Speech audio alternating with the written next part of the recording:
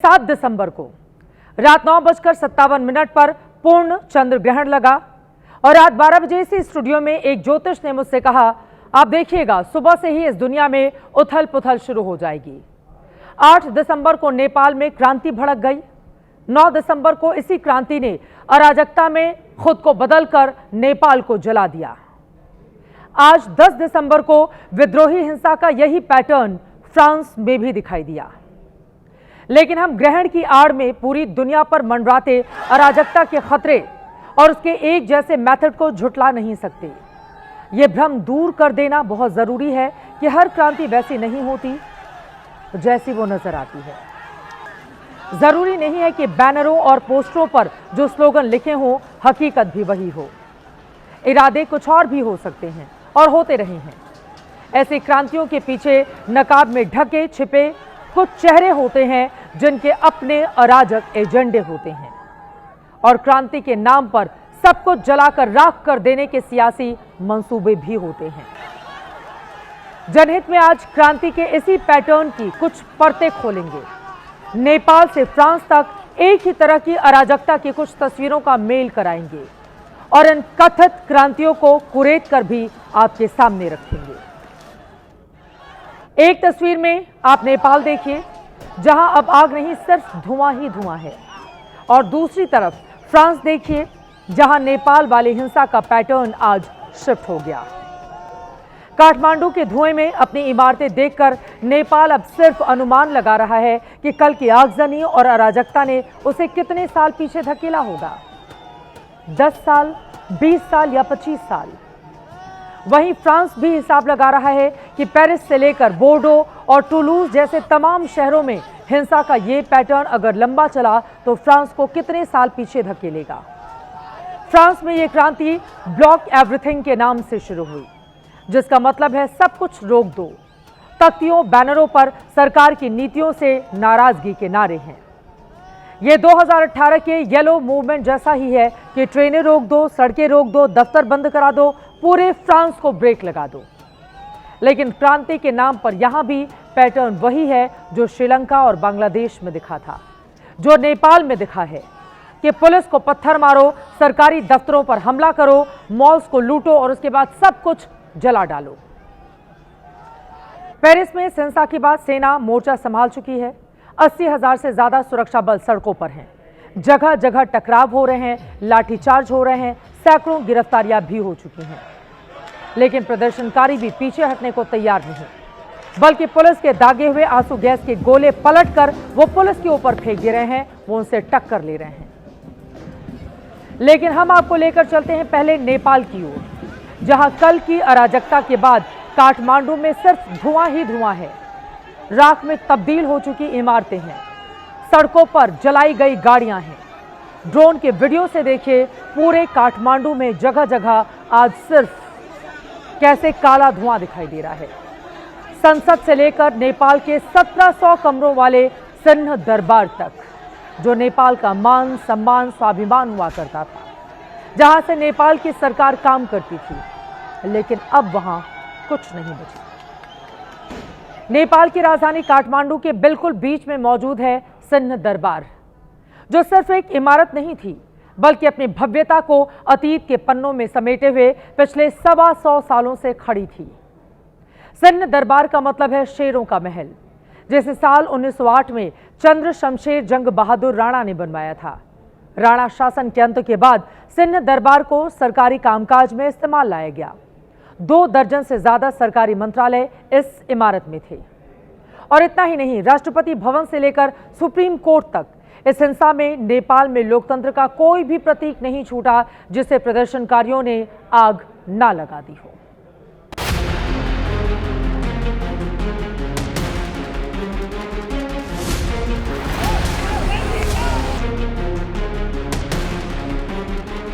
चारों तरफ तबाही का मंजर नजर आ रहा है, हर तरफ आगजनी है। ये वाटर बाउजर है, इसको पूरी तरह से आग की भेंट किया गया। ये आर्मी का ट्रक था, इसको आग लगाई गई है। जितनी भी गाड़ियां मौजूद थी संसद भवन के अंदर, उनको सबको आग की भेंट कर दिया गया है। तबाही और वीरानी की एक तस्वीर सी नजर आती है। पार्लियामेंट हाउस की हालत ऐसे लगती है कि जैसे ये लगता है कि कोई हिरोशिमा नागासाकी में जैसे बम गिराया गया था वर्ल्ड वॉर II के टाइम में, उस तरह का कोई बम गिरा हो। इस संसद भवन के बाहर सरकार के खिलाफ, जो कल तक केपी ओली की सरकार थी, उसके खिलाफ स्लोगन लिखे हुए हैं। संसद भवन के रिसेप्शन एरिया का हाल देख लीजिए। आग लगने के बाद पूरा रिसेप्शन एरिया को, चाहे ऊपर जाने के लिए कॉरिडोर बना हो, उसे तहस नहस कर दिया गया।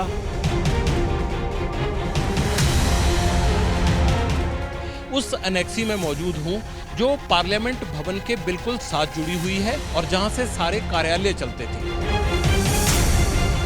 उन्हीं दफ्तरों का हाल देख लीजिए। इन चकाचौंध दफ्तरों को इस तरह के काले स्याम मलबे में तब्दील कर दिया गया है।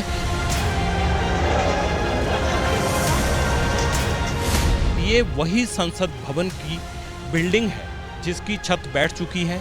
इसे जनता ने कल आग लगा दी थी। पार्लियामेंट के जो ऑफिसेज ऊपर बने हुए थे, ये सब जल चुके हैं।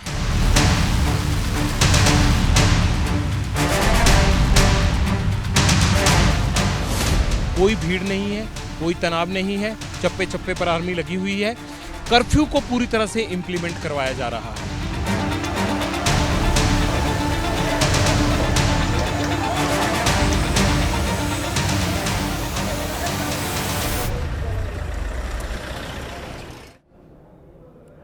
अब आते हैं उस सवाल पर कि नेपाल का ये हाल किसने बनाया है। ये जेन जी की ही लगाई आग है या इसके पीछे कोई और है। नेपाल में 8 सितंबर को शुरू हुई क्रांति तो जेन जी की थी। जेन जी का मतलब 13 से 28 साल की उम्र के नौजवान। इनमें स्कूली बच्चों से लेकर कॉलेज तक के छात्र थे। इसी उम्र के हजारों बेरोजगार भी थे। 8 सितंबर के टकराव में यही चेहरे दुनिया की मीडिया में छाए हुए थे। हाथों में तख्तियां और बैनर थे जिन पर भ्रष्टाचार और भाई भतीजावाद के खिलाफ नारे थे। नौकरी रोजगार की मांगे थीं और इसी के साथ नेपाल में सोशल मीडिया पर बैन के खिलाफ गुस्सा था कि सरकार इनसे लिखने और बोलने की आजादी क्यों छीन रही है। 15,000 से ज्यादा युवाओं के संसद घेर लेने और फायरिंग में 21 की मौत हो जाने पर ओली सरकार ने उसी रात सरेंडर कर दिया था। उसी रात 26 फेसबुक, इंस्टा, व्हाट्सएप सब चालू कर दिए गए थे। तो इसके बाद भी 9 सितंबर की सुबह ये जेन जी पूरा नेपाल जलाने के लिए क्यों निकल पड़ा। पीएम के इस्तीफे पर भी हिंसा आखिर क्यों नहीं रुकी। पीएम ने इस्तीफा दे दिया लेकिन हिंसा जारी रही। विद्रोहियों ने संसद भवन को क्यों जला डाला। सैन्य दरबार को क्यों आग के हवाले कर दिया। राष्ट्रपति भवन, सुप्रीम कोर्ट को क्यों जलाया गया। मंत्रियों के घर चुन चुन कर हमले क्यों किए गए। सरकार की संपत्तियों को आग में क्यों झोंक दिया गया। पूरे नेपाल में पुलिस थानों पर हमले क्यों किए गए। जेलों पर हमला करके कैदियों को क्यों छुड़ाया गया। निजी संपत्तियां, कारें और बसें क्यों तबाह कर दी गई। उनसे तो कोई लेना देना भी नहीं था सरकार का, वो आम लोगों की प्रॉपर्टी थी। होटल, मॉल, स्टोर, शोरूम सब जला दिए गए। कौन लोग थे इसके पीछे।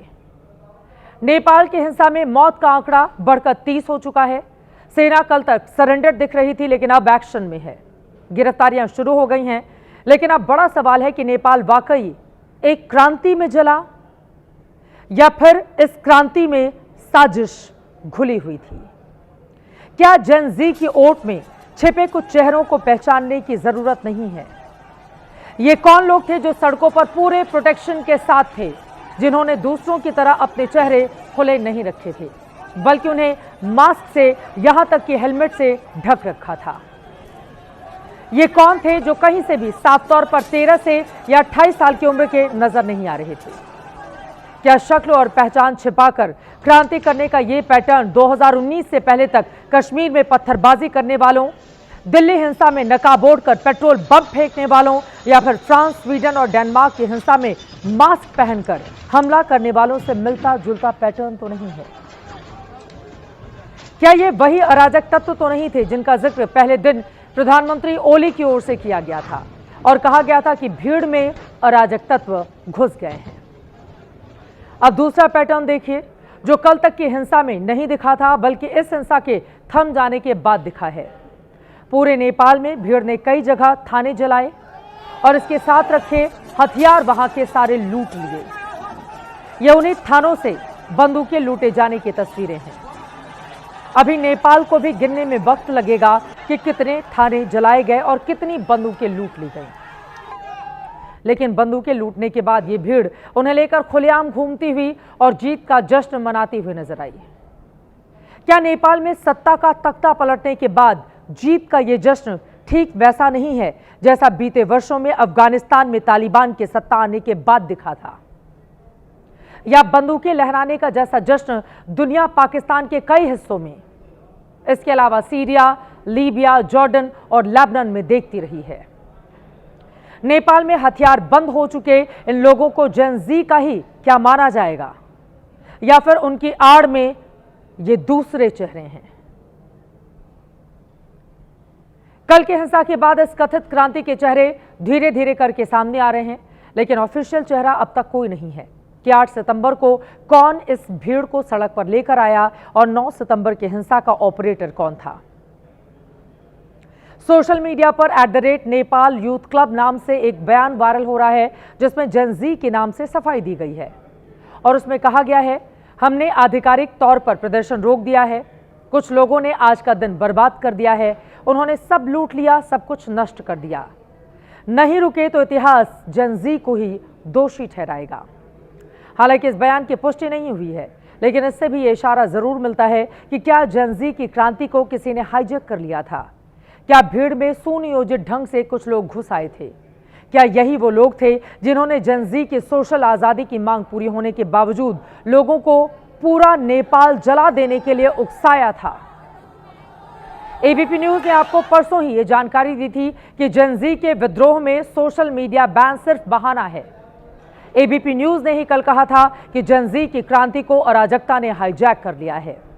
एबीपी न्यूज आज आपको बता रहा है कि नेपाल को जलाने में जेन जी के पीछे नकाब में कोई और चेहरे थे, उनका मकसद कुछ और था और उन्होंने नेपाल की शक्ल सूरत बदल कर रख दी।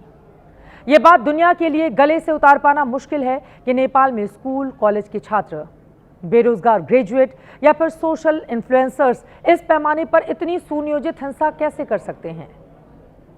एक बार फिर आग में तबाह हुआ नेपाल का सिंह दरबार आप गौर से देखिए। 1700 कमरों का ऐतिहासिक सिंह दरबार आर्किटेक्चर का नायाब नमूना है। इसका अधिकांश हिस्सा लकड़ी का बना हुआ है। ये कागज का नहीं है जो एक जलती माचिस की तीली फेंकने से जला दिया जाए। क्या इतने बड़े सिंह दरबार को जलाने के लिए जेन जी के बच्चों ने पेट्रोल जमा किया होगा?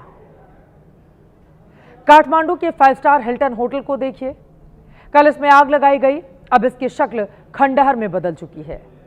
माना कि इसे इसलिए जलाया गया क्योंकि लोगों में भ्रष्टाचार और नेपो किड्स को लेकर गुस्सा था और यह होटल पूर्व पीएम शेर बहादुर देउबा के बेटे का है। लेकिन क्या इतना बड़ा होटल पेट्रोल की 1-2 बोतलों से जला दिया गया होगा? बड़े पैमाने पर किसने पेट्रोल जमा किया कि इतने बड़े होटल को फूंक दिया गया? बड़ा सवाल है कि मार्केट और मॉल्स को लूटना, कारों के शोरूम जलाना, सरकारी दफ्तरों के साथ प्राइवेट प्रॉपर्टी जलाना, जेलों पर हमला करके नेताओं के साथ 13,000 से ज्यादा कैदियों को फरार करना, अगर ये जेन जी का इरादा नहीं था तो फिर उसकी आड़ में ये किसका मकसद था? और इससे आगे का सवाल यह है कि ये साजिश नेपाल के भीतर बुनी गई या फिर नेपाल कुछ ताकतवर देशों के अहंकार की चक्की में पिस गया।